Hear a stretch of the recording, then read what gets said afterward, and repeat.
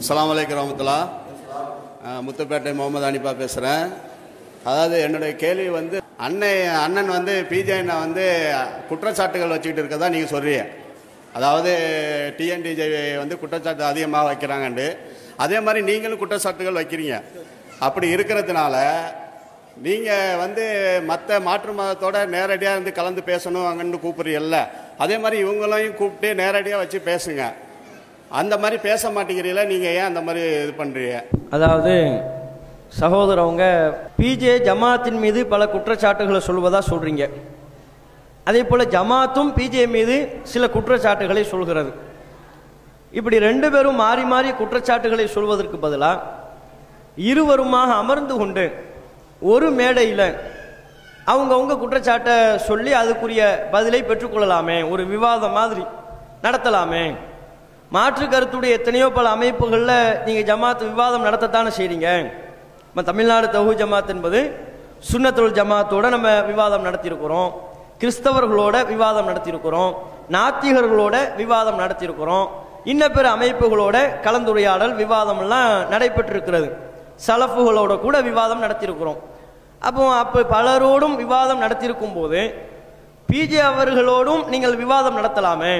நீங்கள் என்ன குற்றச்சாட்டு சொல்கிறீங்க, அதுக்கு அவருடைய பதில். அவர் என்ன குற்றச்சாட்டு சொல்கிறாரு, அதுக்கு உங்களுடைய பதில். இதுக்கு ஒரு விவாதம் மாதிரி ஏற்படுத்தி நடத்தி முடிச்சு விட்டா தெளிவாக இருக்குமே அப்படின்னு கேட்குறாங்க. இதை பொறுத்தவரையும் நாம் என்ன சொல்கிறோம்னா, இப்போ பொதுவாக தமிழ்நாடு தௌஹீத் ஜமாத் என்பது பலரையும் நாம் விவாத களத்தில் சந்தித்திருக்கிறோம் என்றாலும் அந்த விவாத களங்கள் அனைத்துமே கொள்கை சார்ந்த மார்க்க சம்பந்தமான தலைப்புகளில் தான் நம்ம விவாதம் நடத்தியிருக்கோம். அதிகமானவைகள் பிறை விஷயத்திற்கு எதை பின்பற்றுவது, குர்ஆன் ஹதீஸை ஃபாலோ பண்ணணுமா, சஹாபாக்களை ஃபாலோ பண்ணணுமா, இமாம்களை ஃபாலோ பண்ணணுமா, பெரியார்களை முன்னோர்களை ஃபாலோ பண்ணணுமா என்பது தொடர்பாக என்று மார்க்க சம்பந்தமான விஷயங்களை, கொள்கை சார்ந்த விஷயங்களை முன்னிறுத்தி தான் நம்ம விவாதங்கள் நடத்தியிருக்கிறோம். பிற மக்கள் மத்தியில் நாம் ஒரு அமைப்பாக இருந்து கொண்டிருக்கும் போது பிற அமைப்புகள் மத்தியில் நம்ம விவாதம் பண்ணியிருக்கிறோம். இந்த பிஜே விவாகரத்தை பொறுத்தவரையிலையும் அவர் இந்த ஜமாத்தில் தொடர்ந்து பயணித்த ஒரு ஆள், சாதாரண ஒரு உறுப்பினராக பயணித்த நபர் கிடையாது.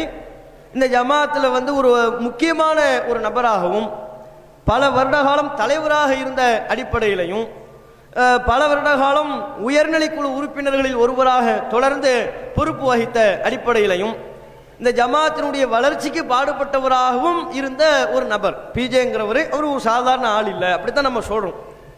அவர் இப்போ தப்பு செஞ்சு நடவடிக்கை எடுக்கப்பட்டு தூக்கி வீசப்பட்டாலும் கூட அவர் வந்து இந்த ஜமாத்துக்கு ஒன்றுமே செய்யலை, அவர் வந்து சாதாரண ஒரு ஆள் அப்படி நம்ம சொல்ல கிடையாது.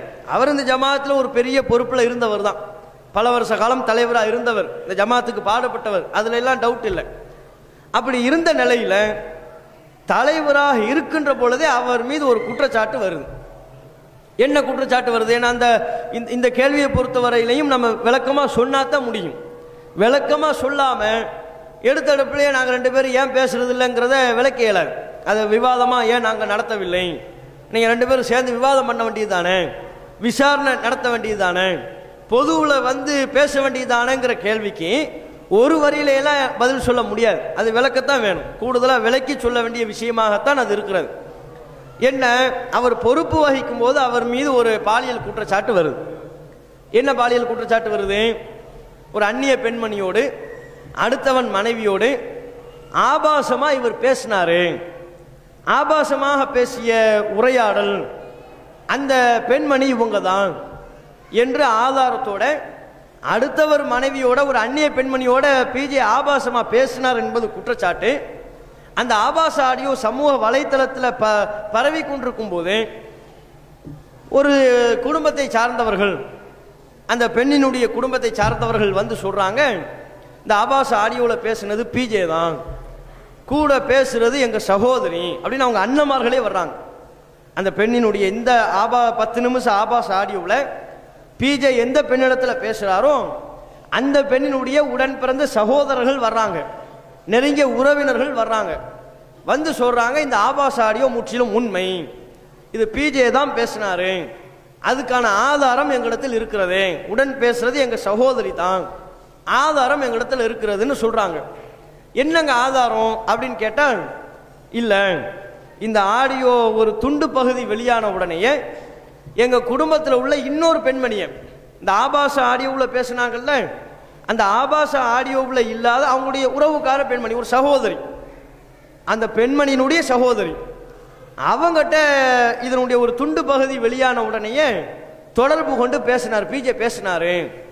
என்ன பேசினார்னு சொன்னா, இந்த மாதிரி ஒரு ஆடியோ போட்டிருக்கிறானுங்க, நானும் அந்த பெண்மணியும் தொடர்பில் இருந்தோம், பேசிக்கிட்டு இருந்தோம், ஃபோனில் பேசிக்கிட்டு இருந்தோம், அதை யாரோ வெட்டி எடுத்து வெளியே போட்டிருக்கிறானுங்க, இப்போ கேட்டுட்டாங்கன்னா நாங்கள் 2 பேர் தாங்கிறத கண்டுபிடிச்சிருவாங்க, அப்போ அது எங்களுக்கு பெரிய அசிங்கமாக போயிடும், அதனால தயவு செஞ்சு யாரும் இது குறித்து உங்க இடத்துல கேட்டா, அந்த பெண்மணி இடத்துல கேட்டா இதை மிமிக்ரின்னு சொல்லிருங்க.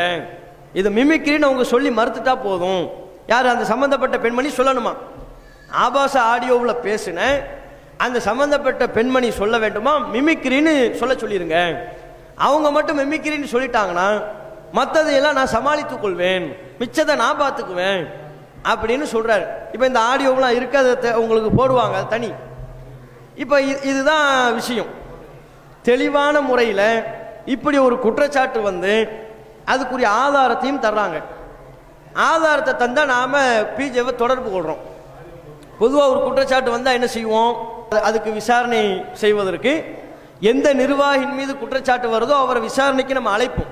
உங்க மேல இப்படி ஒரு குற்றச்சாட்டு வருது, அதுக்கு இன்னும் ஆதாரம்னு சொல்றாங்க, நீங்க நேரா வாங்க, வந்து என்னன்னு சொல்லுங்க, இதுக்குரிய விளக்கத்தை நீங்க சொல்லுங்க அப்படின்னு விசாரணைக்கு நம்ம கூப்பிடுவோம். அதுதான் வழக்கம். ஏன்னா அதற்கு முன்பு பிஜே அவர்கள் மீதான இந்த விவகாரம் வர்றதுக்கு முன்னால தான் அல்தாஃபியினுடைய விவகாரம் வந்துச்சு. அல்தாஃபி மீது ஒரு குற்றச்சாட்டு வந்துச்சு. அதுக்கான விசாரணையை அவர்கிட்ட கேட்கும்போது அவர் ஒப்புக்கொள்றாரு, ஆமா அந்நிய பெண்மணியை நான் என் வீட்டுக்கு கூப்பிட்டேன் தான், தனிமையில் இருந்தேன் தான் அவர் ஒப்புக்கொள்கிறார். ஒப்புக்கொண்டு அதை வீடியோவா பேசித்தாங்கன்னு சொல்லி கேட்டவுடனே அவரும் பேசி தந்துட்டார். அது உடனே ஒப்புக்கொண்ட காரணத்தினால அந்த டாபிக் க்ளோஸ். ஒப்புக்கொள்ள மறுத்தா விசாரணை பெருசா நீடிக்கும். உடனடியாக அவரே ஆமா நான் பேசினேன், உண்மைதான், நான் வரவழைச்சேன் அப்படின்னு ஒப்புக்கொள்ளும் போது அது குறித்த ஒரு வீடியோவையும் தந்து விடும் போது, விளக்க வீடியோ அதை ஒப்புக்கொண்டு தானே பேசி ஒரு வீடியோ தரும்போது அது அந்த விவகாரம் அதோட முடிவுக்கு வந்துடும். ஒரு புகார் வருது, ஆதாரத்தோட வருது, சம்பந்தப்பட்ட நபர்கிட்ட கேட்குறோம், அவங்க ஆமா நான் தான் இதை செஞ்சேன்னு சொல்லி ஒப்புக்கொள்ளும் போது அதுக்கப்புறம் விசாரணைக்கு வேலை இல்லை தானே. அந்த அடிப்படையில் அல்தாஃபி விவகாரம் முடியுது. அதுக்கப்புறம் தான் அந்த பிஜே விவகாரம் வருது. அப்ப அல்தாஃபி விவகாரத்திலேயே பல படிப்பினைகள் நிர்வாகத்துக்கு இருக்குன்னு இருக்கும் போது பிஜே விவகாரம் அடுத்து இந்த ஆபாச ஆடியோ பேசினாரு, அந்த பெண்மணி இவங்க தான், அவங்க குடும்பம் இவங்க தான் சொல்லி எல்லா விவரமும் நமக்கு தெளிவாக தரப்பட்டு குடும்பத்தின் சார்பாகவே எந்த ஆபாச ஆடியோவில் அந்த பிஜேவோட எந்த பெண்மணி பேசுறாங்களோ அவங்களுடைய உறவினர்கள், அவங்களுடைய அண்ணமார்களே வந்து அதுக்கான ஆதாரத்தையும் நம்மிடத்தில் தரும்போது அப்போ நம்ம விசாரணைக்கு பிஜேவை கூப்பிடுறோம்.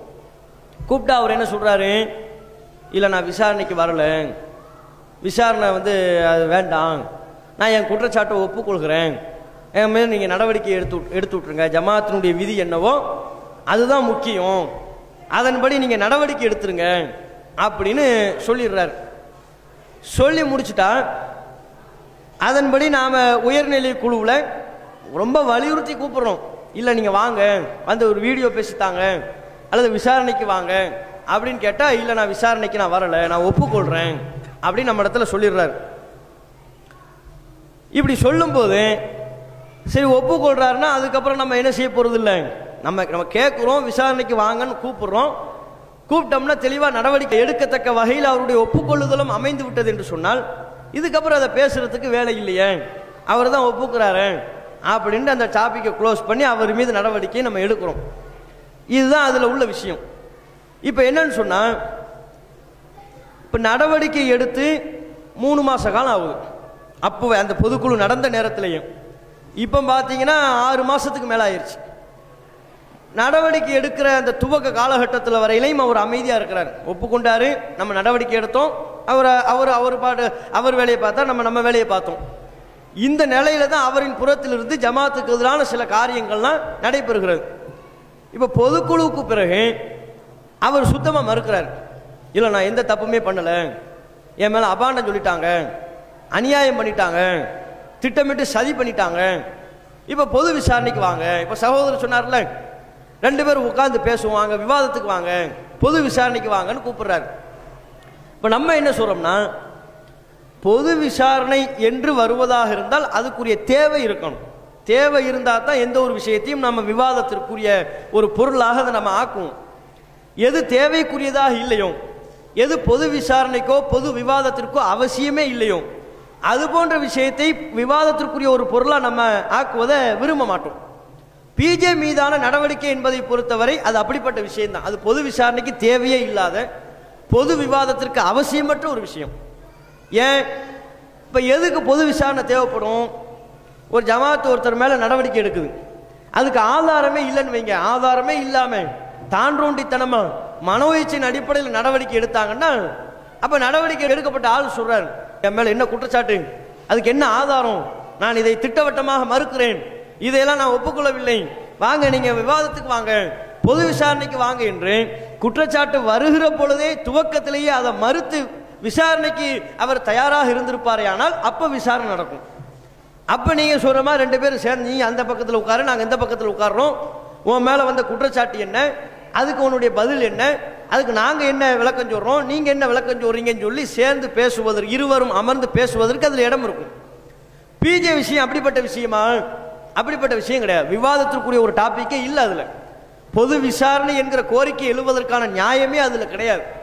நீங்க யோசிச்சு பாருங்க, பிஜே மீது குற்றச்சாட்டு வருது, வந்த குற்றச்சாட்டு இவர் ஆபாச ஆடியோவில் பிஜே பேசினாரு, இந்த பெண்மணி இடத்துல தான் பேசினாரு அப்படிங்கிற குற்றச்சாட்டு. அந்த குற்றச்சாட்டை சொல்பவர்கள் பொது வெளியில் அந்த ஆபாச ஆடியோவை பலரும் பரப்பி இருந்தாலும் கூட இப்ப பொறுப்பெடுத்து வர்றது யாருன்னு பார்த்தா அந்த குடும்ப நபர்களே வர்றாங்க. பொது வெளியில பரவும் போதே ஜமாத்தின் சார்பாக நம்ம அறிவிச்சிட்டோம். என்ன அறிவிக்கிறோம்? பிஜே மீது இப்படியான சில ஆடியோக்கள்லாம் வருது, புகார்கள் நீங்க சொல்றீங்க. யார் எந்த புகாரை சொல்வதா இருந்தாலும் சரி, இந்த ஜமாத்தை பொறுத்தவரையிலையும் இதை ஆளை பார்க்காது, விதியைத்தான் பார்க்கும், செயலைத்தான் பார்க்கும். செயலுக்கு தான் ஜட்ஜ்மெண்ட், ஆளுக்கு ஏற்ற மாதிரி இந்த ஜமாத்தில் ஜட்ஜ்மெண்ட் மாறாது.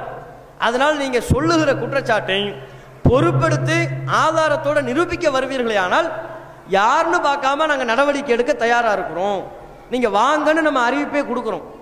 அந்த ஆடியோ சமூக வலைத்தளத்தில் பரவிய காலகட்டத்தில் இப்படி ஒரு அறிவிப்பே கொடுக்குறோம்.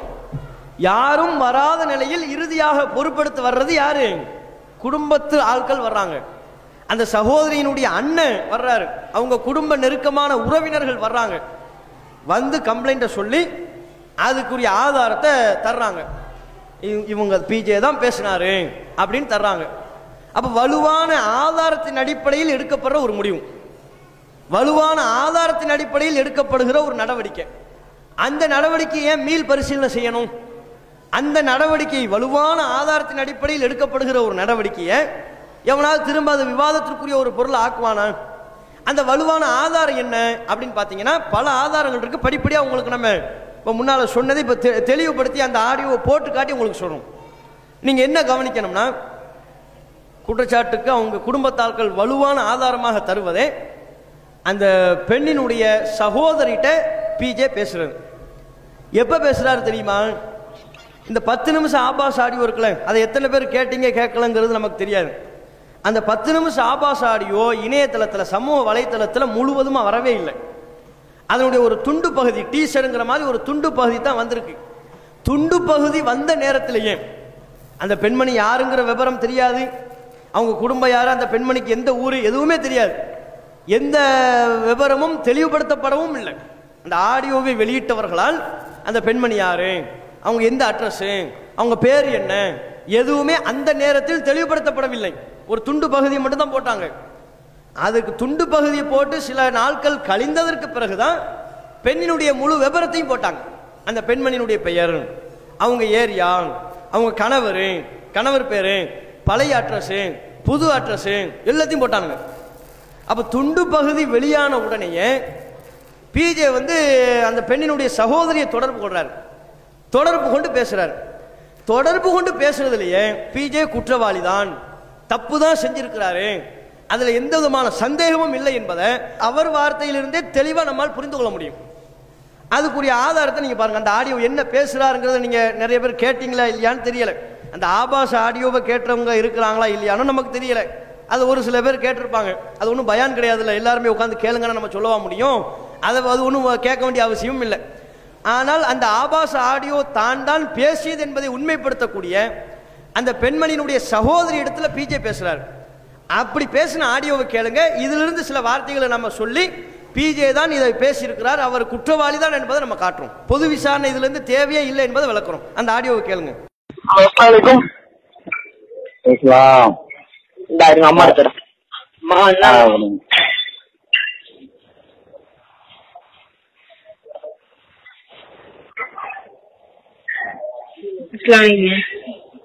நல்லா இருக்குதா? நல்லா போயிட்டு இருக்கா? வியாபாரம் போயிட்டு இருக்கா? போயிட்டானே இருக்கு. பரவாயில்ல. நோம்பு ஐட்டம்லாம் போகுது, ஆர்டர் பண்றாங்களா? ஆர்டர் ஆமா, மாஸ்காஞ்ச வடியில ஆர்டர் இல்ல. நேற்று யாரோ கேட்டாங்களாம். கேட்டதுக்கு மட்டும் 5 பீஸ் மட்டும் கேட்டாங்க. மாஸ்காஞ்ச ஜெயத்தண்டா வந்து யாரோ கஸ்டமர் நின்னுட்டு கேட்டாங்க. அதனால வந்து ஆமா 5 பாட்டில் கேட்டாங்க. அத சொன்னோடனே அந்த கஸ்டமர் வந்ததுனால கேட்டாங்க. ஆனா நம்ம மாஸ்காஞ்ச வடியில இல்ல, ஜாமா இல்ல. இல்ல, நான் போன வருஷமே நாங்க குடுக்கல. நான் மண்ணடிக்கு தான் குடுத்திருந்தேன். மாஸ்காஞ்சாவடி வாங்குறது இல்ல எனக்கு. அது மாவு ஐட்டமும் இது கை ஐட்டம் தான் வாங்குவாங்க. அந்த கூந்தல் மூலிகை அதுவும் கூட வாங்க மாட்டாங்களே இவங்க. தேவையான நாங்க எடுத்துக்கிறோம் அப்படின்ற மாதிரி ஒருக்க சொன்னாங்க.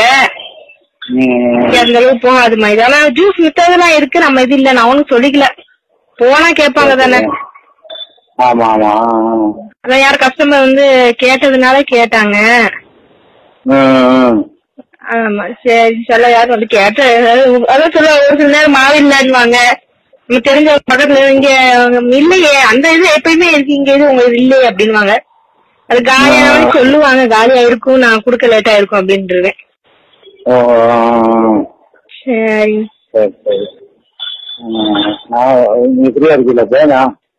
ஃப்ரீயா தானே இருக்கேன், சொல்லுங்கண்ணே.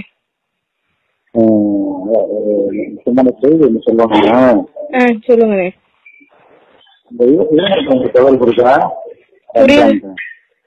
அஞ்சாறு காட்டியா? போனோம், நேற்று போனோம். நேற்று போய் ரொம்ப நாள் அது போறதே இல்ல. வெளியில பிரெக்னண்டா இருக்கிறதுனால வெளியில சுத்தமா வர்றது இல்லையே.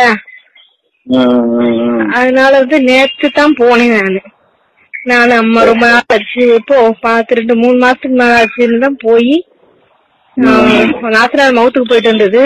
அவங்க வீட்டுக்கு ஊருக்கு போலையே, அந்த வீட்டுக்கு போயிட்டு இருந்தோம். இப்ப அடுத்து இப்ப போயிட்டு நேற்று தான் போனோம்.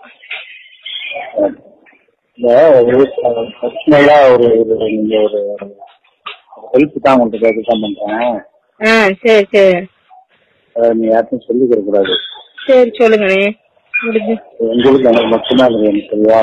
சரிங்க, இன்ஷால்லா. வீட்டுக்காரர் யாருக்குமே சொல்லாதீங்க. நான் எதுவும் கேட்டு சொல்லணுமா அக்காட்ட? என்னன்னு கேட்டா, அவங்க எனக்கு அவங்களுக்கும் ஒரு தொடர்பு முன்னாடி சரிங்களா? அதுல வந்து என்னன்னா இந்த ஃபேமிலில என்ன பேசுவோம்ல, ஆமா ஆமா ஆமா, அது மாதிரி பேசும்போது போனுக்கு ரிப்போர்ட் பண்ண கொடுத்துருப்பாங்க உள்ள இருக்கவங்க. அந்த ஆடியோ உள்ள ரெக்கார்டிங் போட்டுருக்காங்க. அந்த ஆளு ரெக்கார்டிங் பாத்துருக்காங்களா? அந்த ஆடியோல நானும் கல்யாணம் பேசுற மாதிரி அந்த ஆடியோ எடுத்து போட்டு விட்டுருக்காங்க பேஸ்புக்ல. அப்படியா? நானும் அவங்களும் பேசுற மாதிரி அது நான் தொடர்பு வேணான்னு ஒதுங்கி ஒரு 2 கண்டக்ட் இல்லாம நம்ம அந்த மாதிரி நம்மளாம் வேணான்னு ஒதுங்கி வந்துட்டோம். ஆமா தெரியுமே இது எனக்கு. அக்கா எதுவுமே அது உடம்புக்கு முடியலன்னு அது நிப்பாட்டிடுச்சு, எதுவுமே செய்யறது இல்லையே. அக்காட்ட போன் எதுவுமே இல்ல. அதுக்கு நான் என்ன சொல்றேன் கேட்டா, ஒரே ஒரு விஷயம் என்னன்னா, இப்ப அவங்க குரல் வந்து வெளியே கேட்கும்போது அவங்களாண்டு தெரியும். அது அக்கம் பக்கத்துல உள்ளவங்க அந்த மாதிரி தெரியுமே. ஆகுன்னா அப்ப நான் என்ன சொன்னா, நான் வந்து கண்டிப்பா நான் வந்து கை போயிடணும், கை ஓடி போயிடணும், அவ்வளவு கேவலம் அப்படின்னு நினைக்கிறேன். அப்படியா? ஆமா ஆமா ஆமா ஆமா. நானும் அவங்களுக்கு பேசுற மாதிரி அது வந்து அப்ப என்னோட ஒரே ஒரு விஷயம் இருக்கு. நாளைக்கு இருந்தாலும் பெருமாவோட விளம்பரங்களை எடுக்கிறேன். ஆனா ஒரு கண்ணியமா எழுதி பேசா நல்லதுன்னு பார்த்தேன். விசாரிச்சு நடவடிக்கை அது மாதிரி அசிங்கமா பேசுனீங்களா ஜமாத்துக்கும் பாதிப்பு இருக்கிறீங்களா? அதனால அவங்களுக்கும் பாதிப்பு. அவங்க அந்த மாதிரி எல்லாருக்குமே தெரியல. அது ஒரே ஒரு விஷயம், அவங்க வந்து அவங்களையும் கருத்து என்ன பண்ணிக்கிறதா இருந்தா என்னை மாதிரி தெரிஞ்சு யாராவது சிக்க வைக்கிறதா மினிஸ்டர் பண்ணிருக்கிறாங்க. நான் இல்லைன்னு அவங்க சொல்லிடணும். அப்படி அவங்க அக்காவை கேட்டா இல்லைன்னு சொல்லிடணும். ஆமா, அவங்க நான் இல்ல யாரோ என் குரல் மாதிரி பண்ணிருக்காங்க வேணுன்றது பிளான் பண்ணி செஞ்சிருக்கிறாங்க. நான் இல்லையா அந்த மாதிரி யாரு கேட்டாலும் அவருக்கு எதிராக மினிஸ்டர் பண்ணிட்டு இருக்கிறாங்க. அந்த மாதிரி சொல்றான். அதனால இதை கைக்குறையா ஜமாத்து அந்த மாதிரி பண்ணிருக்காங்க. அடிச்சு அக்கம் பக்கத்துல கேட்டாலும் அந்த மாதிரி ஒரே இதுவா சொல்லிட்டாங்கன்னா அவங்களையும் பாதிக்காது குடும்பத்துல. நானும் நிர்வாகத்துல கேட்டாங்கன்னா கொண்டாடுங்க அவங்க இல்ல நினைக்க பண்ணிருக்காங்க. நான் சொல்லிடுறேன். அது வந்து ஒரு ஆனா நான் என்ன நான் பத்து செஞ்சுக்கிறேன். நான் பெருநாளோட விளையாடு முடிவு பண்ணிட்டேன், அறிஞ்சுட்டேன். பெருநாளுக்கு அப்புறம் நான் இருக்க மாட்டேன்னு சொல்லி எல்லாத்தையும் வாங்க வச்சு. ஆமா கேள்விப்பட்ட வரைக்கும் இருப்பீங்க அப்படின்னு கேள்விப்பட்டேன். ஆமா, அந்த மாதிரி இருக்கிறதுனால எனக்கு உறுத்திக்கிட்டே இருக்குது. நம்ம தகுதி எல்லாம் போயிட்டு வந்து அது ஒரு அசிங்கமா இல்லாம ஒரு கண்ணியமா ஒதுக்கிட்டு நம்ம பாட்டு வியாபாரத்தை பார்த்துட்டு போயிட்டா நல்லா இருக்குங்க. அது வந்து அவங்களுக்கு அவங்க இந்த மாதிரி வந்திருக்குன்னு அவங்களுக்கும் ஒரு சொல்லிட்டாதான் அவங்க எடுத்துறதுலயே ஒரே மாதிரி சுதாரிச்சுருவாங்க. ஒருத்தருக்கு தெரியாம அவங்கள்ட்ட சொல்லணும். சரி நாளைக்கு சாயங்காலமான மச்சா இருக்க மாட்டாப்ல. நான் போய் என்னன்னு கேட்டு சொல்லிக்கிறேன். நாளைக்கு தான் சொல்ல முடியும். சாயங்காலத்துல முடியும் உங்களுக்கு, காலையில முடியாதுங்க. காலையில மச்சா இருப்பாப்லையா எதுக்குன்னு கேப்பாப்ல, என்ன பேச முடியாது. நீங்க முன்னாடி ஒரு சாயங்காலம் அசர் மட்டும் சொல்லிட்டீங்க. இந்த கசருக்கு சொன்னீங்க கூட எப்ப ஃப்ரீயா இருக்கும். அக்கா மட்டும் இருப்பாங்க, அக்கா பெரியமா மட்டும் இருப்பாங்க. நீங்க அவர்த்தையே போன் போட்டு அவங்கள்ட்ட கொடுக்க சொல்லி ஒரு இந்த இது சம்பந்தமா கேட்கணும், கேட்கணும். சரி சரிங்க.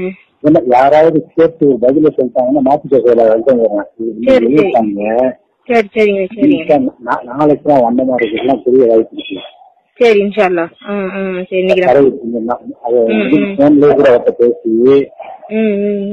உங்க அக்காட்ட கொடுங்கன்னு சொல்லி தனியா வந்துடும் செய்தி சொல்லி போன்ல சொன்னால் நீங்க செய்தான் சொல்லிங்களா? இந்த மாதிரி நீங்க 2 பேரும் பேசின ஆடியோ வந்து எப்படி எவனா எடுத்துருக்காங்க போன்ல இருந்து அவன் கூட பண்ணிருக்கான்னு நினைக்கிறான். இப்ப நான் வச்சுக்க அவருக்கு தேவையில்லை யாருக்கு. சரி சரி. நமக்கு என்ன இது வந்துடும் போது எனக்கும் பாதிப்பு அவங்களும் பாதிப்பு. கண்டிப்பா குடும்பத்துல இருக்கு. அது பாவம். அது பிள்ளைங்களே அது கொஞ்சம் நாள கஷ்டப்படுமா. இப்ப நான் கேட்டு பாக்குறேனே. போன் நம்பர் நம்பர் தான் இருக்கு. அடுத்த நம்பர் இல்ல, போன் இல்ல, போனே கிடையாது அதுகிட்ட. அவருக்கு பிரச்சனை இல்ல. நீங்க அது இந்த பெரியமா அங்க இருப்பாங்கன்னு நினைக்கிறேன். பெரியமாடுல ஸ்கூல் ஏதாவது கேட்டு பேசுறேன் நான். இப்ப ஸ்கூல் விஷயம் பேசுற மாதிரி பேசுறேன். இல்ல பண்றேன் கேக்குறேன். கேட்டு உங்களுக்கு அப்புறம் அது நல்லதுக்கு தானே, அக்கா நல்லதுக்கு நான் செய்வேன் நானு. ஆமா, அவங்களுக்கு நல்லது, எனக்கு நல்லது, ஜமாத்துக்கு நல்லது. ஜமாத்துக்கு பாதிப்பு வந்துடும்ல. ஆமா ஆமா ஆமா ஆமா. நானே உணர்ந்து எல்லாத்தையும் விளைவிச்சு முடிவு அதுதான் வந்தேன். நம்ம தப்பு தகுதி இல்லாம போயிட்டோம் அப்படின்னு சொல்லி நான் வந்து காணா. அது வந்து அவங்க மறுத்துட்டாங்கன்னா யாரு வந்தாலும் நான் பேஸ் பண்ணிடலாம். கண்டிப்பா கண்டிப்பா. அது மட்டும் நீங்க போன்ல லேட் பண்ணாம சொல்லி எனக்கு உதவியா இருக்கான்னு பெரியமாட்ட கேட்டு ஸ்கூல் விஷயம் பேசுற மாதிரி பேசுறேன்னு. பாப்பா 2 பேரும் ஒரு ஸ்கூல்ல படிக்கிறாங்க. கேக்குறேன் இல்லாட்டி ஏதாவது ஸ்கூல் மாதிரி கேக்குறேன். சரிங்க சரிங்க. இப்ப கேக்குறேன் நான். இப்ப போன் போடுறேன். சரி, அஸ்ஸலாமு அலைக்கும். இதுல என்ன சொல்றாருன்னா, இப்ப அந்த பெண்ணினுடைய சகோதரியை தொடர்பு கொண்டு நீங்க ஃப்ரீயா இருக்கீங்களா, ஒரு விஷயம் பேசணும் அப்படின்னு சொல்லிட்டு, இல்லை நான் அவங்களோட தொடர்புல இருக்கிறீங்களா இப்படிதான் ஃபர்ஸ்ட் கேட்குறாரு. கேட்கும்போது அந்த அம்மா தான் பதில் சொல்லுது, யாரு ரம்ஜான் அக்காட்டையா? ஆமாம் இப்போ இருக்கிறோம், கொஞ்சம் பட்டும் படாமல் பேசிக்கிறாங்க. அதுக்கப்புறம் இவர் கேட்குறாரு, பிஜே சொல்கிறாரு, இல்லை நம்ம வந்து ஆரம்பத்தில் தொடர்பில் இருந்தோம், ஃபோனில் எல்லாம் நாங்கள் பேசிக்கிட்டோம், அது அவங்க ஃபோனை வந்து யாருக்கோ ரிப்பேருக்கு கொடுத்துருப்பாங்க போல், யார் அந்த அவங்க அது ரெக்கார்டும் போட்டிருப்பாங்க போல், நாங்கள் 2 பேரும் பேசிக்குவோம், அவங்க ரெக்கார்டில் போட்டிருப்பாங்க போல், ஃபோனை யாருக்கோ ரிப்பேருக்கு கொடுத்துருக்குறாங்க, அது ரிப்பேருக்கு கொடுத்த இடத்துல யாரோ வெட்டி எடுத்து நாங்கள் பேசின ஆடியோவை போட்டு வெளியிட்டாங்க, அது இப்போ ஃபேஸ்புக்கில் வந்துருச்சு. இப்போ இதை யாரும் கேட்டாங்கன்னா, அவங்க அண்ணன்மார்கள் கேட்டாங்கன்னா எங்கள் குரல் தாங்கிறது தெரிஞ்சிடும், நாங்கள் தாங்கிறத கண்டுபிடிச்சிருவாங்க. ஊரில் உள்ளவங்க கேட்டாலும் அவங்க தாங்கிறது தெரிஞ்சிடும். அதனால் இப்போ தெரிஞ்சுன்னா நானே இப்போ வந்து ஒதுங்கி போயிடலாம் தான் இருக்கிறேன். ஜமாத்தில் பொறுப்பில் இருந்து, தலைவருங்கிற பொறுப்புலேருந்து நான் ஒதுங்கி போயிடலாம் தான் இருக்கிறேன். நான் அதை அறிவிச்சிட்டேன். அதுக்கு அந்த அம்மா பதில் சொல்கிறாங்க, ஆமாம் நான் கேள்விப்பட்டேன், நீங்கள் ஒதுங்கி போகலாம்னு அறிவிச்சதை நான் கேள்விப்பட்டேன் அப்படிங்கிறாங்க. திருப்பி பிஜே சொல்கிறாரு, இல்லை நான் போகிறது கண்ணியமாக போகலாம்னு பார்க்குறேன். இப்போ இந்த நேரத்தில் உட்காந்துக்கிட்டு விசாரணை அது இதுன்னு வந்துச்சுன்னா அவங்களுக்கும் கெட்ட பேர், எனக்கும் கெட்ட பேர், ஜமாத்துக்கும் கெட்ட பேர். நான் செஞ்ச தப்புனால ஜமாத்தையும் அசிங்கப்படணும், அதனால் நான் கண்ணியமாக விலகி போயிடலாம்னு இருக்கிறேன். வெளியே வந்துருச்சுன்னா வெளியே தலை காட்ட முடியாது, நான் எங்கிட்டாவது ஓடி போயிடணும் அப்படியே சொல்கிறேன், எங்கிட்டாவது நான் ஓடி போயிடணும், அந்த அளவுக்கு ஆகி போயிடும். அதனால் நீங்கள் அவங்கள எப்படியாவது சந்தித்து தொடர்பு கொண்டு இது மிமிக்ரின்னு சொல்லிடுங்க. அவங்க மட்டும் இதை மிமிக்ரின்னு சொல்லிட்டாங்கன்னா மற்றதை நான் பார்த்துக்குவேன், நம்ம அவங்க வலிமையாக மிமிக்ரின்னு சொல்லிட்டாங்கன்னா மிச்சத்தை நம்ம ஃபேஸ் பண்ணிடலாம் அப்படின்னு சொல்கிறாரு. இந்த ஆடியோவை தான் அவங்க குடும்பத்தாட்கள் நம்மக்கிட்ட தர்றாங்க, ஜமாத்தில் தர்றாங்க, தந்து பாருங்க அப்படின்னு சொல்லி. ஏன்னா அவங்க பேசுனதை ரெக்கார்ட் பண்ணி அதை நம்மக்கிட்ட தர்றாங்க. இப்போ இந்த ஒரு ஆடியோவே போதுமானது. நீங்கள் யோசிச்சு பாருங்க, பிஜே எந்த விதமான தவறும் செய்யலை, அவர் யார்கிட்டையும் ஆபாசமாக பேசலை, அசிங்கமாக பேசலை அப்படின்னா இப்போ அந்த ஒரு சகோதரிக்கு ஃபோன் பண்ணி தொடர்பு கொண்டு இப்படி ஒரு ஆடியோ வெளிவந்திருக்கிறது, அது வெளியே பரவி கொண்டிருக்கிறது, யாரும் கேட்டாங்கன்னா எங்கே குரலுங்கிறத கண்டுபிடிச்சிருவாங்க, இதையெல்லாம் சொல்லி அதை மிமிக்ரின்னு சொல்லிருங்கன்னு சொல்லணுங்கிற அவசியம் இருக்குமா? இவங்க பேசவே இல்லை, இவங்களுக்கும் அந்த ஆடியோவுக்கும் பிஜேவுக்கும் எந்த விதமான சம்பந்தமும் இல்லை என்று சொன்னால் இவங்க மெனக்கட்டு அந்த சகோதரியை தொடர்பு கொண்டு நீங்கள் எப்படியாவது ரம்ஜான் அவங்ககிட்ட சந்தித்து இதை மிமிக்ரின்னு சொல்லிருங்கன்னு சொல்ல வேண்டிய அவசியம் என்ன? அப்போ அவங்க தொடர்பு கொண்டு சொல்வதே பிஜே அந்த அந்நிய பெண்மணியோட ஆபாசமாக பேசியிருக்கிறார், உரையாடி இருக்கிறார், அதை உண்மைன்னு சொல்லி தான் காட்டுது. ஒன்று, மிமிக்ரின்னு சொல்லுங்கன்னு சொல்கிறார்ல, அது உண்மையிலேயே மிமிக்ரியாக இருந்தால் அது மிமிக்ரின்னு அவங்களே சொல்லிடுவாங்கல்ல, உண்மையிலேயே அது மிமிக்ரின்னு வைங்க.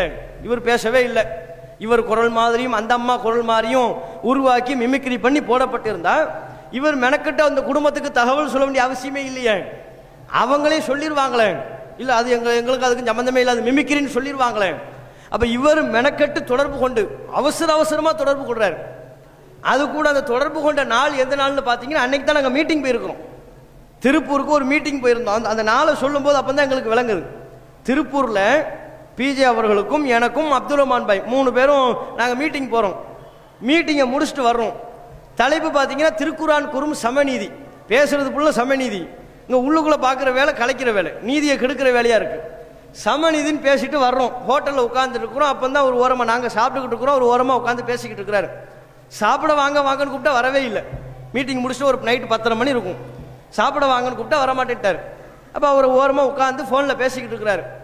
நாங்கள் நினச்சிக்கிட்டு இருக்கிறோம், சரி சாப்பிடாம ஏதோ ஒரு கிளை பஞ்சாயத்தை பேசிக்கிட்டு இருக்கிறாரு போல இருக்கு, மாவட்ட பிரச்சனையை பேசி சரி பண்ணிக்கிட்டு இருக்கிறாருன்னு பார்த்தா கடைசியில் அவர் பிரச்சனையை தான் பேசிக்கிட்டு இருக்கிறாரு.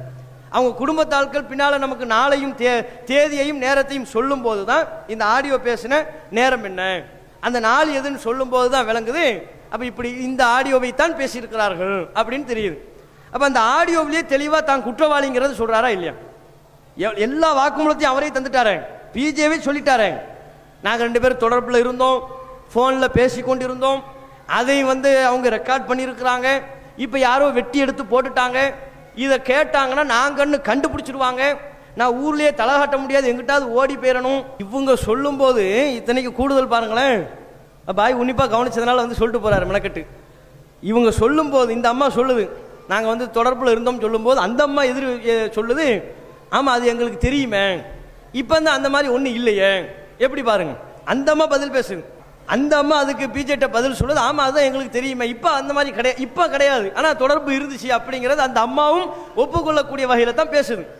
இப்போ இவ்வளவு தெளிவாக அது போலி ஆடியோ கிடையாது, அது மிமிக்ரி கிடையாது, தான் தான் பேசியது என்று தெளிவாக தெரிந்த நிலையில ஆதாரமாக தர்றாங்க.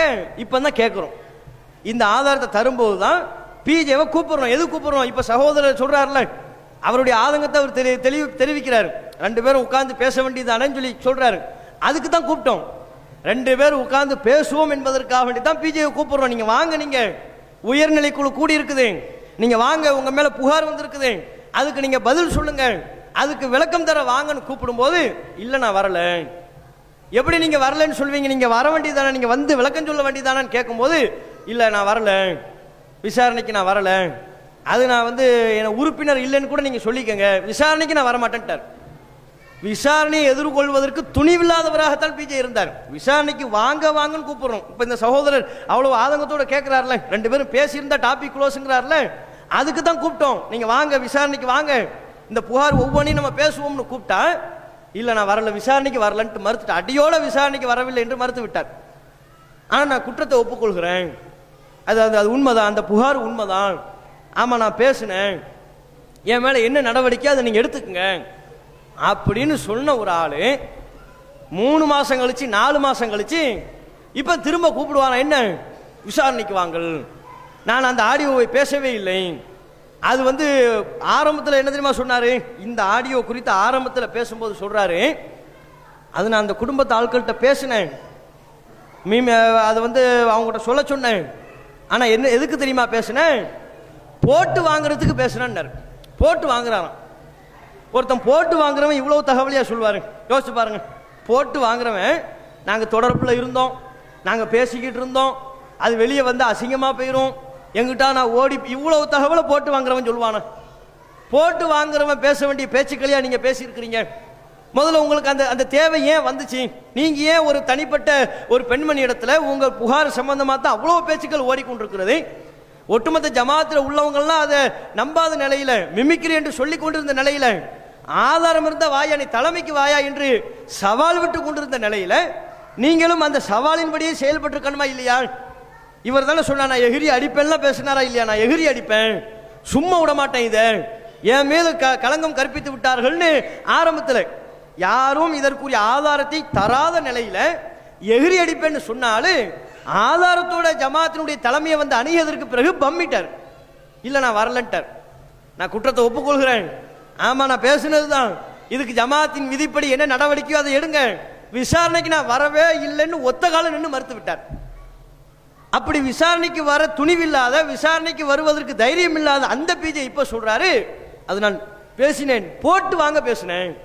போட்டு வாங்குறதுக்கு இவ்வளவு பேச்ச ஒருத்தன் பேசுவானா? எவ்வளவு பெரிய அது சாதாரண விஷயமா? அது எவ்வளவு அசிங்கமான ஒரு விஷயம். இதை போட்டு வாங்குறதுக்கு நான் பேசுறேன்னு சொல்லிவிட்டேன், அது எல்லாத்தையும் நான் தான் செஞ்சேன்னு ஒப்புக்கொள்ளக்கூடிய வார்த்தையவா சொல்லி ஒருத்தன் போட்டு வாங்குவான்? ஆமா நான் தொடர்புல இருந்தோம், நாங்க பேசணும், அவங்க போனை ரிப்பேர் கொடுக்கும்போது வெட்டி எடுத்துட்டாங்க, வெளியே வந்துருச்சுன்னா எங்க குரல்ங்கிறத கண்டுபிடிச்சிருவாங்க, இப்படி அங்க ஒருத்தன் போட்டு வாங்குறோம். உலகத்துல எந்த ஒருத்தனாவது போட்டு வாங்க இப்படி பேசுவானா? சரி இவர் போட்டு வாங்குறாரு அப்படி வச்சுக்கோமே, ஒரு பேச்சுக்கு இவர் போட்டு வாங்க பேசுறாரு, அதுக்கு அந்த அம்மா பதில் சொல்லுதுல, இவர் போட்டு வாங்குறதுக்கு தானே கேட்கிறாரு. என்ன கேட்கிறாரு? இவர் சொல்ற வாதப்படி போட்டு வாங்குறதுக்கு சொல்றாரு, நானும் அந்த பெண்மணியும் தொடர்பில் இருந்தோம்ங்கிறார், போட்டு வாங்க சொல்றாரு ஒரு பேச்சுக்கு. அதுக்கு அந்த அம்மா என்ன பதில் சொல்லுது? ஆமா எங்களுக்கு தெரியும். அந்த அம்மாவும் போட்டு வாங்குதா? அந்த அம்மா யார்கிட்ட போட்டு வாங்க, எதுக்காக வேண்டி போட்டு வாங்குது? நீங்க சொல்றீங்க நானும் அந்த பெண்மணியும் தொடர்பில் இருந்தோம், போன்ல பேசி கொண்டிருந்தோம் அப்படின்னு சொல்லும் போது எதிர்முனையில் பேசுகிற அந்த அம்மா சொல்லுது, ஆமா அது எங்களுக்கு தெரியும். அப்ப அந்த அம்மாவும் போட்டு வாங்குதா? சிந்தனை உள்ள யாரும் ஏற்றுக்கொள்ளவே முடியாத சால் சாப்புகளை, பொய்யான காரணங்களை சொல்லித்தான் இப்ப பேசி கொண்டிருக்கிறார். இப்ப என்ன தெரியுமா சொல்றாரு? இப்ப போட்டு வாங்குறது மறந்துட்டார். இப்ப வந்து என்னன்னா அது போட்டு வாங்கல, நான் பேசினேன், அதில் நான் பேசாத பல வார்த்தைகளை நீங்க செட் பண்ணிட்டீங்க. செட்டிங் நடந்து விட்டது, கட்டிங் நடந்து விட்டது, ஃபிட்டிங் நடந்து விட்டது. நான் பேசிய வார்த்தைகள் மாத்திரம் இல்லாமல் நான் பேசாத பல வார்த்தைகளை நீங்கள் சேர்த்து விட்டீர்கள். எவ்வளவு அபாண்டம்! நீங்க மார்க்கம் படிச்சாலும் தானே, ஏன் இவ்வளவு அநியாயமா போய் சொல்றீங்க? அந்த ஆடியோவில் நாங்க இல்லாத பொல்லாத இதெல்லாம் சேர்த்து உங்க மேல நடவடிக்கை எடுக்க வேண்டிய அவசியம் எங்களுக்கு என்ன வந்துச்சு? இந்த ஜமாத்தினுடைய உறுப்பினர்களுக்கு அப்படி என்ன அவசியம் வந்துச்சு? எல்லாரும் நீங்க தலைவராக இருக்கணும் என்று சொன்ன மக்கள், ஒட்டுமொத்த பொதுக்குழுவும் உங்கள் மீது 28 நிமிட ஆடியோ பரவிய நிலையிலேயே அதெல்லாம் உண்மையா இருக்காது, அதெல்லாம் பொய். அப்படி ஆடியோ பரப்பினாலும் ஆதாரம் கொண்டு வராத வரை அதை நாங்கள் நம்ப மாட்டோம். நீங்க தான் இந்த ஜமாத்துக்கு தலைவராக வர வேண்டும் என்று ஒட்டுமொத்த உயர்நிலைக்குழு உறுப்பினர்களும் பொதுக்குழு உறுப்பினர்களும் சொன்னார்களே. அப்ப அந்த பெண்ணுடைய சகோதரியிடம் நான் பேசிய ஆடியோ என்பது அடுத்து ஒரு முக்கியமான ஆதாரம். எப்படி ஆதாரம்? நீங்க போய் சொல்லி மறுத்தர சொல்லுங்க. அந்த ஒரு ஆடியோ வந்திருக்கிறது, அதை நீங்கள் மறுக்க சொல்லிருங்க, கேட்டா மறுக்க சொல்லிவிடுங்கள் என்று பிஜே சொல்லுகிறார். மறுக்க சொல்வது எதை காட்டுது? அவர் செஞ்சதை மறைப்பதற்கு ஆட்களை செட் பண்ணுகிறாரு, சரி கட்டுகிறார் அப்படிங்கிற சொல்றாங்க. மறுக்க சொன்னதுங்கிறது உண்மைதான், மறுக்க சொன்னதுங்கிறது உண்மைதான், மறுக்க சொன்னதுங்கிறது உண்மைதான். அதே அர்த்தத்துக்கும் சொல்லுவான், வேற ஒரு நோக்கத்தை ஒரு பதிலை பெறுவதற்காகவும் சொல்லுவான், சிலதை போட்டு வாங்குவதற்காகவும் சொல்லுவான், சிலதை போட்டு வாங்குவதற்காகவும் சொல்லுவான். அதுக்காகத்தான் இல்லாத அதுல சொல்றேன், அவங்க பண்ணிருப்பாங்க, ரிப்பேர் பண்ண கொடுத்திருப்பாங்க. இவங்ககிட்ட எதுக்கு இந்த வார்த்தையை சொன்ன உடனே அந்த சகோதரி பேசிவிட்டு எனக்கு பதில் சொன்னார்கள். அவர்கள் என்ன சொல்லுகிறார்கள் என்று கேட்டால், அண்ணன் எனக்கு போன் அடிக்கிறார்கள், அண்ணன் அக்காட்ட பேசினேன், இதை அறிந்து கொள்வதற்குத்தான் இதை நான் சொல்றேன், அந்த பதிலை எனக்கு சொல்றாங்க. இதுக்காக ஒரு தந்திரமான ஒரு பதிலை போட்டு வாங்குவதற்காக இந்த வாசகத்தை சொன்னோம்னு சொன்னா, இதுக்காக ஒரு தந்திரமான ஒரு பதிலை போட்டு வாங்குவதற்காக இந்த வாசகத்தை சொன்னோம்னு சொன்னா சொன்னது தானே தவிர தந்திரமா இது தந்திரமா நான் போட்டு வாங்குறதுக்காக வேண்டி சொன்னேன். தந்திரம் பண்றவர் இப்படியா பண்ணுவாரு? நான் பேசினேன், எங்களுக்கு தொடர்பு எவனா எந்த ஒரு கிறுக்கனாவது தான் மேல ஒரு பாலியல் குற்றச்சாட்டு, ஒரு பெண் தொடர்பிலான குற்றச்சாட்டு சொல்லப்படுது, அதை மறுப்பதற்கு அல்லது அது தொடர்பான தகவலை அறிந்து கொள்வதற்கு தந்திரம் பண்ற ஆளு, ஆமா எங்க 2 பேருக்கும் தொடர்பு இருந்துச்சு, நாங்க 2 பேரும் பேசிக்கிட்டு இருந்தோம், அது போன்ல வெட்டி எடுத்துட்டாங்க, ரெக்கார்ட்லாம் பண்ணா, இப்படி சொல்லி யாராவது தந்திரம் பண்ணுவாங்களா? அப்படி தந்திரம் பண்றாரா இவர் தந்திரம் பண்றாராம். தந்திரம் பண்றதுக்காக வேண்டி தான் அப்படி பேசினாராம். அப்ப இப்படி முதல்ல சொல்லி கொண்டிருந்த ஒரு நிலையை பார்க்கணும். அதுக்கு முன்னால என்ன ஆச்சுன்னா, ஃபர்ஸ்ட் இந்த 10 நிமிஷம் ஆபாச ஆடியோ வெளியிட்ட போது எதிர்முனையில் இருக்கிற அந்த பெண் யாருன்னே தெரியாது, உலகத்தில் உள்ள யாருக்குமே தெரியாது. அந்த பெண் யாரு, பேர் என்ன, எதுவுமே ஃபர்ஸ்ட் போடவே இல்லை. அந்த ஆடியோவை மட்டும்தான் போட்டானுங்க. சினிமா படத்துக்கு டீசர் வெளியிடுற மாதிரி இந்த 10 நிமிஷம் ஆபாச ஆடியோவுக்கு டீசருங்கிற பேர்ல வெளியிடுறாங்க. 1 நிமிஷம் 1.5 நிமிஷம் தான் ஃபர்ஸ்ட் போட்டாங்க. போட்ட போது அந்த பெண்மணி யாருங்கிறது யாருக்குமே, ஜமாத்தில் உள்ள யாருக்குமே தெரியாது. யாருக்குமே தெரியாத நிலையில இவர் பதறி அடிச்சுக்கிட்டு அந்த பெண்ணினுடைய சகோதரியை தொடர்பு கொள்றாரு. உங்களுக்கு எப்படி தெரியும்? யாருக்குமே தெரியாது, அந்த பெண் யாருங்கிறது தெரியாது. உங்க பாஷையில் அது மெமிக்ரி தானே, நீங்களும் பேசல தானே. அப்ப பேசலன்னு சொன்னா அந்த பெண்மணியினுடைய சகோதரி, அந்த பெண் யாருங்கிறத கண்டறிந்து, அந்த பெண்மணியின் சகோதரி யாருங்கிறத கண்டறிஞ்சு அவங்கள தொடர்பு கொண்டு மிமிக்ரின்னு சொல்லிருங்க, எப்படியாவது மறுத்துற சொல்லிருங்க அப்படின்னு நீங்க கெஞ்சுறீங்களே, ஒரு பெண்மணி இடத்துல போய் கெஞ்சுறீங்களே, இது எப்படி உங்களுக்கு தெரிஞ்சிச்சு? அவன் அதுக்கப்புறம் தானே இவர் இந்த மாதிரி பேசி முடிச்சதுக்கு அப்புறம் தான் அட்ரஸ் போடுறான். பேர் என்ன பேரு, ரம்ஜான்னு பேர் போடுறான். போட்டவன தான் நம்ம ஜமாத் சகோதரர்களை அவ்வளோ பேர் கிண்டல் பண்ணாங்க. ஏண்டா ரம்ஜான் வசூல் எங்ககிட்ட வந்தீங்களா, இந்த ரம்ஜானுக்காண்டா வசூல் பண்ணீங்கன்னு கேட்டாங்க. நம்ம ஜமாத் உறுப்பினர்கள் தலை குனிஞ்சு போனாங்களா இல்லையா? அப்படிப்பட்ட பெரும் தலைக்குனிவை ஏற்படுத்தி கொடுக்கக்கூடிய அளவுக்கு உண்டான ஒரு செயலில் தான் இவர் ஈடுபட்டார். அப்படி செஞ்சாரா? அதுக்கப்புறம் இப்போ என்ன செய்யறாரு?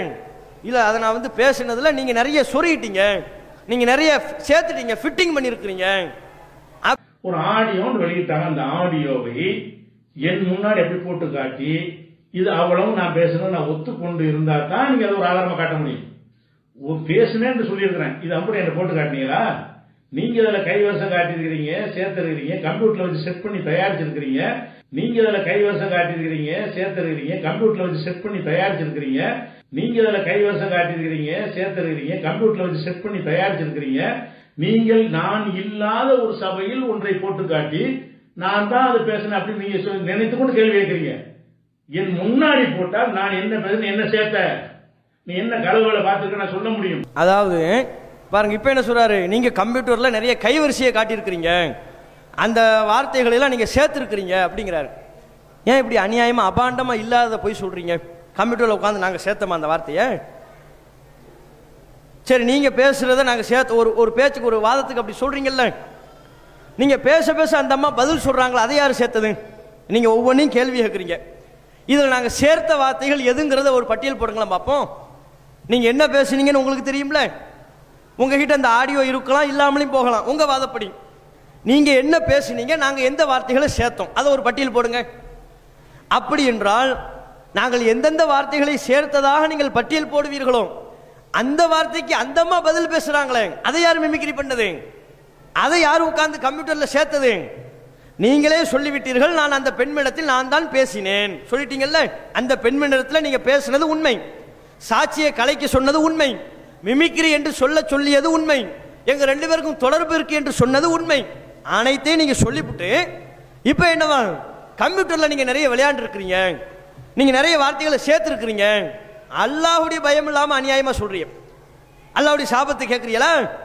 நாங்க கேட்கிறோம், இந்த சாட்சி கலைப்பு ஆடியோவில் நீங்களே ஒப்புக்கொள்ளக்கூடிய வகையில் என்னென்ன வாசகங்களை சொன்னீர்களோ அவற்றில் எதையும் ஒரு வார்த்தையை கூட நாங்கள் சேர்க்கவில்லை. சேர்த்திருந்த அல்லாஹ்வுடைய சாபம் எங்கள் மீது உண்டாகட்டும் சொல்றோம். நீங்க இது மாதிரி கேளுங்க. இது எல்லாமே கம்ப்யூட்டர் செட்டிங். இவர்கள் இந்த வார்த்தையை சேர்த்திருக்கிறார்கள், இந்த வார்த்தையை நுழைத்திருக்கிறார்கள், இது அல்லாஹ்வின் மீது ஆணை உண்மை. அப்படி இல்லை என்று சொன்னால் என் மீது அல்லாஹ்வுடைய சாபம் உண்டாகட்டும் நீங்க கேட்க தயாரா? வழிய அல்லாஹ்வுடைய அச்சம் இல்லாம அல்லாஹ் பார்க்கிறான், கண்காணிக்கிறான், மறுமை நாள நம்ம அனைவரையும் உட்கார வைத்து நமக்கு விசாரிக்க இருக்கிறான் என்கிற பயம் இல்லாம சொல்லிக்கிட்டு இருக்கிறீங்களா? கம்ப்யூட்டர்ல சேர்த்திருப்பாங்க, கட்டிங் பண்ணிருப்பாங்க, ஃபிட்டிங் பண்ணிருப்பாங்க.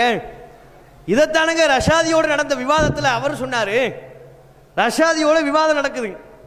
அப்ப ரஷாதி மார்க்கத்தில் என்னென்ன முரணா பேசினாரு, ஆதாரமே இல்லாம, ஹதீஸ்ல இல்லாம, குர்ஆன்ல இல்லாம இஷ்டத்துக்கு அடிக்கிறது. குர்ஆனில் இப்படி இருக்கிறது, ஹதீஸில் அப்படி இருக்கிறது, ரசூல்லா பேர்ல பொய்யா சொல்ல வேண்டியது. ஒவ்வொரு ஊர்ல நடந்த பயான்கள் எல்லாம் நபிகள் நாயகத்தின் பேர்ல பல பொய்களை சொன்னார்கள். அந்த வீடியோ ஆடியோவையெல்லாம் எடுத்துக்கொண்டு இப்படி ரஷாதி மார்க்கம் சொல்லத்துக்கு தகுதி இல்லாத ஒரு ஆளு, ரசூல்லா மேல துணிந்து பல பொய்களை சொல்கிறார் அப்படின்னு அந்த ஆடியோவை போட்டு காட்டி ஆதாரத்தை கேட்கிறோம். கேட்டா இப்ப பிஜே என்ன வாதத்தை சொன்னாரோ அதே வாதத்தை தான் ரஷாதி சொன்னார். பிஜே இவர் இங்க இந்த நம்ம ஜமாத்தின் சார்பா பிஜே விவாதிக்கிறார், சுன்னத்துல் ஜமாத்தின் சார்பா ரஷாதி விவாதிக்கிறார். ரஷாதியினுடைய ஆடியோவை போட்டு காட்டி நீங்க ரசூல்லா பேர்ல இவ்வளவு பொய்களை, பச்சை பொய்களை சொல்லியிருக்கிறீங்க, உங்களுக்கு மார்க்கம் சொல்ல தகுதியே இல்லை அப்படின்னு சொன்னா ரஷாதி என்ன தெரியுமா சொன்னாரு? இதுல கட்டிங் நடந்திருக்கிறது, ஃபிட்டிங் நடந்திருக்கிறது, செட்டிங் நடந்திருக்கிறது, கம்ப்யூட்டர் சிட்டிங் நடந்திருக்கிறது அப்படின்னாரு. இன்னைக்கு பிஜே சொன்னதை தான் ரஷாதி சொன்னார். கட்டிங், ஃபிட்டிங், செட்டிங், ஒட்டிங் இதெல்லாம் நீங்க பண்ணியிருக்கிறீங்க, கம்ப்யூட்டரை வச்சு வேலை பார்த்துருக்கிறீங்க அப்படின்னாரு. அப்ப இந்த பிஜே அந்த நேரத்தில் அறிவாளியா இருந்தாரு, மார்க் அறிஞரா இருந்தாரு. அந்த பிஜே சொன்னாரு, அப்படியா இதை போய் செட்டிங்னு சொல்றீங்களே, இவ்வளவு பெரிய உலகமே கேட்டுக்கொண்டிருக்கிற நிலையில, தொழில்நுட்பம் வளர்ந்திருக்கிற இந்த காலகட்டத்தில் நீங்கள் பேசி கொண்டிருக்கிற பயான்ல நாங்க ஒரு வார்த்தையை சேர்த்தோம்னு சொல்றீங்களே, டெஸ்ட் பண்றீங்களா, அறிவியல் பூர்வமா நிரூபிக்கிறீங்களா? எந்த வார்த்தையை நீங்க பேசுனீங்க, நாங்க எந்த வார்த்தையை சேர்த்தோம்ங்கிறத உங்களால நிரூபிக்க முடியுமான்னு கேட்டார். இந்த பிஜே தான் கேட்டார். இன்றைக்கு நவீன தொழில்நுட்பங்கள் வளர்ந்திருக்கிற இந்த காலகட்டத்தில் எது பேசியது, எது சேர்க்கப்பட்டது என்பதையெல்லாம் இனம் காணக்கூடிய தொழில்நுட்பம் வளர்ந்திருக்கிற இந்த காலகட்டத்தில் இப்படி உட்கார்ந்து சொல்லிட்டு இருக்கிறீங்களான்னு பிஜே பேசினார். இன்றைக்கு காலச்சக்கரம் சுழன்று அவர் பதிலாக பேசியதை அவருக்கு பதிலாக அமைந்து விடக்கூடிய அளவிற்கு அல்லாஹ் ஆக்கி விட்டான். இப்ப உட்கார்ந்து செட்டிங்கு கம்ப்யூட்டர்ல உட்கார்ந்து சேர்த்தாங்கிறார். இதுல இவருடைய முரண்பாட பாருங்களேன். இப்ப இந்த ஆடியோ குறித்து என்ன சொன்னாரு? இந்த 7.5 மணி நேரம் லைவ் இருக்குல்ல, பொதுக்குழு முடிஞ்சு 7.5 மணி நேரம் லைவ் பிஜே வர்றாரு. நான் ரொம்ப சுத்தமான, நான் எந்த தப்புமே பண்ணலன்னு புழுகிறாரு. அந்த புழுகல் உரையில சொல்றாரு, அந்த ஆடியோவை நான் பேசினேன், நான் மிமிக்ரின்னு சொல்ல சொன்னேங்கிறத காட்டுறாங்க. ஆமா நான் பேசினேன், தகவல் தான் நான் சொன்னேன் அப்படிங்கிறார். நாம இதே ஆடியோ குறித்து உயர்நிலை குழு விசாரிக்கின்ற பொழுது நேரடியா வாங்கன்னு கூப்பிட, நேரடியா அவர் வர மறுத்துட்டார். அப்ப போன் மூலமா கேட்கிறோம். போன் மூலமா கேட்கும்போது இந்த குடும்பத்தார்கள் வந்தாங்க, நீங்க சாட்சியை கலைத்ததாக சொல்லி மிமிக்ரின்னு சொல்ல சொல்லியதாக சொல்லி ஒரு ஆடியோவை தந்தாங்க அப்படின்னு கேட்டா, அப்போ அந்த நாம் உயர்நிலை குழுவின் சார்பாக கேட்கின்ற நிலையில என்ன பதில் தெரியுமா சொன்னாரு? நான் அந்த பெண்மணி இடத்துல பேசினேன், ஒரு தகவல் தான் சொன்னேன், இப்படி ஒண்ணு வந்திருக்கிறது என்று தகவல் சொன்னேங்கிறார். கடைசியில நாம சற்று முன்பாக போட்ட அந்த ஆடியோவில் என்ன சொல்றாரு? நான் எல்லாத்தையும் பேசினேன், போட்டு வாங்க பேசினேங்கிறார். போட்டு வாங்குறதுக்காண்டி, ஆமா அது மிமிக்ரின்னு சொல்லிருங்க அப்படிலாம் நான் சொன்னேன். எதுக்காண்டி சொன்னேன்? போட்டு வாங்குறதுக்காண்டி சொன்னேன். இப்ப சொன்னாரா? நாம உயர்நிலை குழுவில் வைத்து விசாரிப்பதற்காண்டி அவரை அழைக்கும் போது உயர்நிலை குழுவுக்கு வர அவர் மறுத்த நிலையில போன் பண்ணி கேட்கிறோம். போன் பண்ணி கேட்கும்போது என்ன பதில் சொல்றாரு பாருங்க. ஹலோ, ஜமாத்து ரிகார்டும் போட்டா லவுட் ஸ்பீக்கர்லயும் போட்டுருக்காங்க சார். Okay okay. அதாவது என்னன்னா ரெண்டு விஷயம். ஒண்ணு வந்து இந்த கால்ரிஸ்ட்ங்கிறாங்கல்ல, அதாவது உங்க பேர்ல ஒரு ஆடியோ வந்திருக்குதுன்னா தகவல் தான் கொடுக்க சொன்னேன். சரி, அத மறுத்துருங்க மாதிரி சொல்லல. சரி, அந்த அந்த கால் ஹிஸ்டரியை தான் காட்டிருப்பாங்க உங்களுக்கு. ஒண்ணு அதுல ஆடியோவே காட்டினாங்க. எந்த ஆடியோவை? நீங்க கால் ஹிஸ்டரிங்கிறாங்கல்ல, அதாவது உங்க பேர்ல ஒரு ஆடியோ வந்திருக்குதுன்னா தகவல் தான் கொடுக்க சொன்னேன். கவனிங்க, தகவல் தான் கொடுக்க சொன்னேன். உங்க பேர்ல ஒரு ஆடியோ வந்திருக்குன்னு தகவல் தான் கொடுக்க சொன்னேன். சரி, அத மறுத்துருங்க மாதிரி சொல்லல. மறுத்துருங்கன்னு சொல்லி நான் சொல்லவே இல்லை இப்படின்னு நம்ம கிட்ட சொன்னாரு. நம்ம விசாரிக்கும் போது, போன்ல விசாரிக்கும் போது சொல்றாரு, நான் தகவல் தான் சொன்னேன், இப்படி ஒரு ஆடியோ வந்திருக்குன்னு தகவல் தான் சொன்னேன், அதை மறுத்துருங்கலாம் நான் சொல்லலை அப்படிங்கிறாரு. இப்போ உட்கார்ந்து அந்த 7.5 மணி நேரம் லைவ்லையும் இப்போ சமீபத்தில் பேசும்போதுன்னு சொல்றாரு, அதை நான் ஃபுல்லாக நான் சொன்னேன். எதுக்காக சொன்ன? போட்டு வாங்குறதுக்காண்டி பேசினேன் அப்படிங்கிறாரு. இப்போ தகவல் சொல்லலை, போட்டு வாங்குறதுக்கு பேசுறாரு. போட்டு வாங்குறதுக்காண்டி நான் பேசினேன். அப்போ மறுத்ததை இப்போ ஒப்புக்கொள்கிறார். முதலில் நான் மறுக்க சொல்லவே இல்லை என்று மறுத்தார், பொய்யா சொல்றாரு. இப்போ சொல்றாரு நான் சொன்னேன், ஆனால் போட்டு வாங்குறதுக்கு சொன்னேங்கிறாரு. இப்போ 3வது ஸ்டேஜ் எதில் வந்து நிற்குது? Computer fitting, computer setting. நான் பேசாத பல வார்த்தைகளை நீங்கள் சேர்த்து விட்டீங்கிறார். அப்போ இப்படி தெளிவான ஆதாரத்தின் அடிப்படையில் எடுக்கப்பட்ட ஒன்று. முழுக்க முழுக்க அவர் வந்து குற்றச்சாட்டு ஆதாரத்தோட நிரூபணமாகி நம்ம ஃபோன் பண்ணி கேட்கும்போது கூட வெளவெளுத்து போயிட்டாரு. பதில் பேச முடியல அவரால். என்ன சொல்றீங்க, நீங்கள் விசாரணைக்கு வரீங்களா என்ன அப்படின்னு கேட்கும்போது அப்படியே ஸ்டன் ஆகி ஆளு பதில் சொல்லவே முடியாம திக்கி போய் நின்று, நான் ஒரு 1/4 மணி நேரம் கழிச்சு பேசுறேன்ட்டார். உயர்நிலை குழுவில் தொடர்பு கொள்றோம், விசாரணைக்கு வாங்கன்னு கூப்பிடுறோம், குற்றச்சாட்டு வந்திருக்குது, நீங்க என்ன செய்றீங்கன்னு கேட்டா வாயிலிருந்து பதில் வரல. பதில் வராம சொல்றாரு, அப்படியே விக்கித்து போய் நின்று, நான் ஒரு 1/4 மணி நேரம் கழிச்சு பேசுறேன் அப்படிங்கிறாரு. அது கேளுங்க. இதுல வந்து நீங்க பேசப்பட்டுச்சு, அந்த புகார் கொடுத்தவங்களும் வந்து 2 புகார் எழுதி கொடுத்துருக்காங்க. ஒண்ணு வந்து அந்த 10 நிமிஷம் ஆடியோ வந்து உண்மைதான், அது அண்ணன் தான் பேசினாங்க அப்படின்னு சொல்லிட்டு புகார் கொடுத்துருக்காங்க. அதுக்கு ஆதாரங்களே சமர்ப்பித்திருக்கிறாங்க. சரி, இந்த ஆடியோல நீங்க பேசி ஒத்துக்கிட்ட மாதிரி உள்ள நீங்க அதுல ஒத்துக்கிட்ட மாதிரி நீங்க அவங்களோட போன்ல பேசின ஆடியோ எல்லாம் கொடுத்துருக்காங்க. சரி சரி, அந்த கால் ஹிஸ்டரி எல்லாம் தந்திருக்கிறாங்க. நம்ம ராஜாட்ட பேசணும்னு கொடுத்துருக்காங்க. அந்த ஒரு பெண்ணிட்ட வந்து சொல்லி பேசிருக்கீங்கல்ல, அந்த மறுத்துருங்கன்னு சொல்லிட்டு பேசிருக்கீங்கல்ல, அந்த ஆதாரத்தையும் கொடுத்துருக்காங்க. அது தவிர சாதாக்கு வந்து ஒரு புகார் கொடுத்திருக்காரு. பெண்ணோட சாதா சரி, ஒரு அந்நிய பெண்ணோட தனிமையில இருந்து நான் பார்த்தேன், எல்லாமே நான் சாட்சி அப்படின்னு சொல்லிட்டு சாட்சின்னு சொல்லியிருக்காரு. அது ஒண்ணு தந்திருக்கிறாங்க. புகாருக்கும் நம்ம நடைமுறையில வந்து சாதாரணமா நாங்க ஒத்துக்கிற மாதிரி தான் நாங்க வாங்குவோம், இதுல மட்டும் பாரபட்சம் காட்டுறது சரியில்லையே அப்படின்னு சொல்லிட்டு ஒரு கருத்து வந்துருக்குது. சரி, நீங்க காலையில கொடுத்தது வந்து அது திருப்தி இல்லை. சரி, அதனால நேரடியா அதுல ஒத்துக்கிற மாதிரி இருக்கணும். அந்த 10 நிமிடம் பேசின வெளியிடப்பட்ட அந்த ஆடியோ பேசினது நான் தான் சொல்லிட்டு தெளிவாக இருக்கணும். அதே போல அந்த அந்நிய பெண்ணும் தனித்திருந்ததும் உண்மைதான், நான் ஒத்துக்கிறேன்னு சொல்லிட்டு தெளிவாக இருக்கணும் அப்படின்னு சொல்லிட்டு இப்ப 2க்குள்ள கருத்து வருது. 2வது, அதுக்கு முன்னாடி நம்ம அல்தாஃபி விஷயத்துல விசாரிக்காமல் போனது தப்புன்னு சொல்லிட்டு குற்றச்சாட்டு நம்ம மேல வந்ததுனால அவங்க விசாரணைக்கு தான் வரணும் அப்படிங்கிற ஒரு கருத்தும் வருது. இதை பத்தி நீங்க என்ன சொல்றீங்க? அப்படி நின்ட்டாரு. விசாரணைக்கு வருவீங்களா இல்ல நீங்க ஒப்புதல் வாக்கு மூலம் வந்துடுறீங்களா? விசாரணைக்கு வரீங்களா ஒப்புதல் வாக்கு மூலமா தெரியல? அந்த இதை நான் லவுட் ஸ்பீக்கர் தான் போட்டிருக்கேன், ரெக்கார்டும் பண்ணிக்கிட்டு இருக்கிறேன். அப்படி நிக்கிறாரு பாருங்க. விசாரணைக்கு வரீங்களான்னு கேட்டா